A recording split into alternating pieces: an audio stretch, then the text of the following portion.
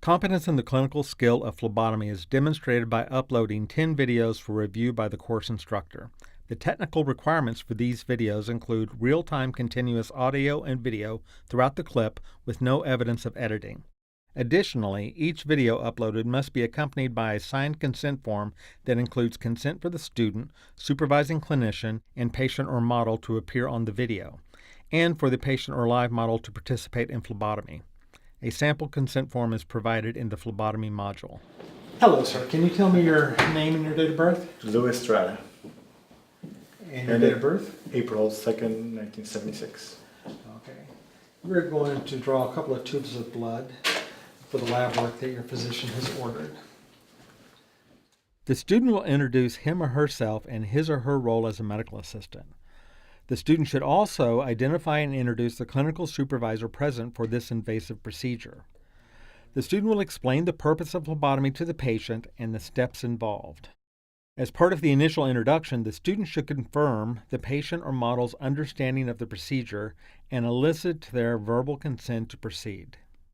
For example, "Hello, my name is Joseph. I'm one of the medical assistants here in the clinic today. Can you tell me your name and date of birth?" "Thank you. Here with me today is my clinical supervisor. His name is Dr. Malik.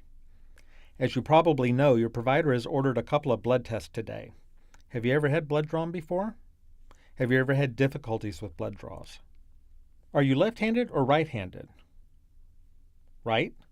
Then if you're ready to proceed, I'll ask you to roll up your sleeve on the left while I wash my hands and get some gloves.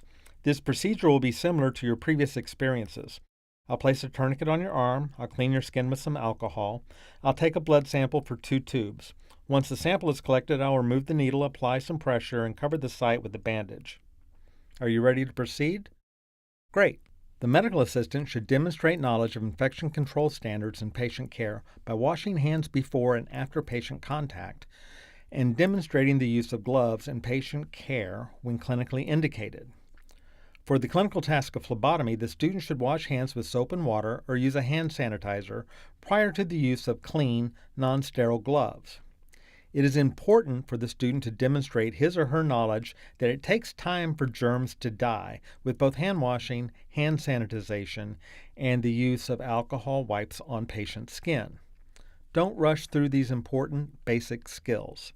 Hand washing is a good time to briefly review the procedure with the patient and to answer patient questions.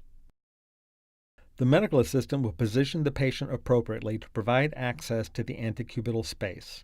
The medical assistant should position him or herself so as to access the patient's arm laterally. The student will read aloud the labs ordered on the signed consent form associated with the phlebotomy module. Demonstrate knowledge of the correct lab tubes and equipment to be selected from the choices available on the phlebotomy cart. The student will select the appropriate vacuum tubes, needle, hub, alcohol wipe, tourniquet, and bandage, and position them for ready access during the procedure. After placing the patient in the correct position and collecting all the required supplies, the medical assistant applies a tourniquet to the upper arm.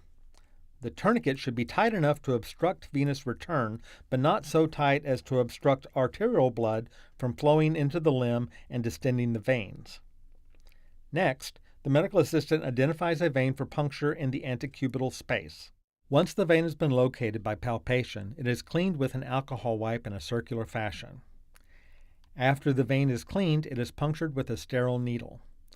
With the needle fully under the skin, the first tube is advanced onto the needle within the hub. If the blood is not immediately returned, the needle is advanced into the vein. If the needle is pulled out of the skin before blood is returned, the lab tube will lose its vacuum and must be discarded. The lab order from the provider for this procedure will require 2 tubes be collected. The medical assistant must demonstrate that he or she knows the correct order in which to collect various types of samples. The medical assistant must release the tourniquet before the first sample tube is filled and definitely before the needle is removed from the vein. The sooner the tourniquet is released, the less bleeding and bruising there will be upon removal of the needle, and the more accurate the venous blood sample will be for the lab studies. Once the needle has been removed from the patient, the medical assistant applies pressure with a cotton ball. Once venostasis has been achieved, the puncture site is covered with a bandage. If the patient becomes lightheaded or faint, the medical assistant safely interrupts the procedure and prevents injury to the patient.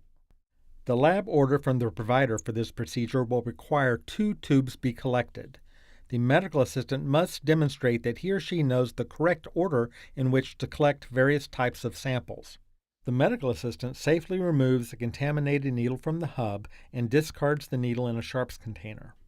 The sample tubes are labeled with the date, time, the phlebotomist's initials, and applies a lab report label that contains patient name and date of birth and lab requisition serial number. The tubes are placed in a plastic Ziploc bag. The medical assistant removes and disposes his or her gloves appropriately and washes or sanitizes his or her hands before returning to patient care duties with this or another patient.